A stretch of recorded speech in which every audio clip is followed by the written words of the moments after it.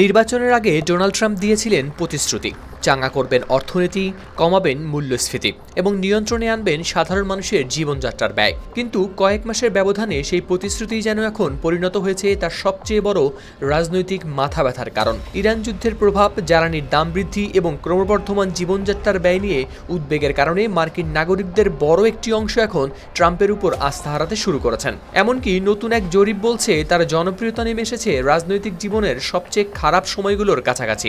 একই সঙ্গে বেশিরভাগ মার্কিন নাগরিক আশঙ্কা করছেন সামনে আরও বাড়বে জ্বালানির দাম। বার্তা সংস্থা রয়টার্সের প্রতিবেদনে প্রকাশ পেয়েছে এই তথ্য। রয়টার্স ও ইপসোসের যৌথ জরিপে দেখা গেছে বর্তমানে ট্রাম্পের কাজের প্রতি সমর্থন জানিয়েছেন মাত্র ৩৫% মানুষ। এটি তার রাজনৈতিক জীবনের সর্বনিম্ন জনপ্রিয়তার কাছাকাছি। এর আগে চলতি বছরের এপ্রিলে তার সমর্থন নেমে গিয়েছিল ৩৪%, আর প্রথম মেয়াদে সর্বনিম্ন রেটিং ছিল ৩৩%। জরিপে অংশ নেওয়া প্রায় ৫৯% মানুষ মনে করছেন আগামী এক বছরে যুক্তরাষ্ট্রে জ্বালানির দাম আরও বাড়বে। বিপরীতে মাত্র ১৭% নাগরিক আশা করছেন পরিস্থিতির উন্নতি হবে। বাকিরা বলছেন তারা নিশ্চিত নন অথবা দাম একই থাকবে।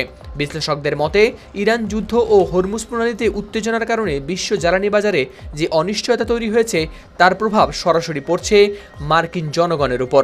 যুদ্ধ শুরুর আগে বিশ্বের মোট তেলের প্রায় 20% পরিবহন করা হতো এই পথ দিয়েই।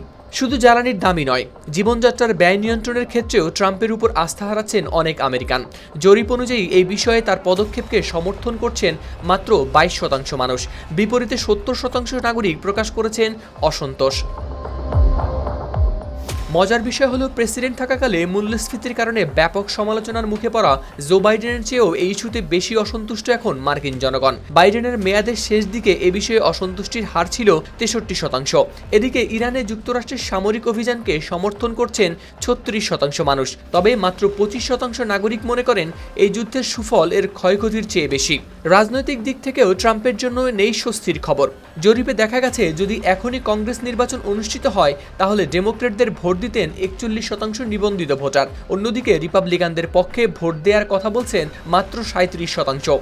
একসময় অর্থনীতি পরিচালনায় রিপাবলিকানদের উপর বেশি আস্থা ছিল মার্কিন ভোটারদের, তবে সেই ব্যবধান এখন প্রায় নেই বললেই চলে। সব মিলিয়ে ইরান যুদ্ধ, জ্বালানির মূল্যবৃদ্ধি ও জীবনযাত্রার ব্যয়, এই তিন চাপের মুখে ট্রাম্পের জনপ্রিয়তা আবারও কঠিন পরীক্ষার সামনে দাঁড়িয়ে। আর আগামী নভেম্বরের মধ্যবর্তী নির্বাচনকে সামনে রেখে এই পরিস্থিতি রিপাবলিকানদের জন্য হয়ে উঠতে পারে বড় উদ্বেগের কারণ।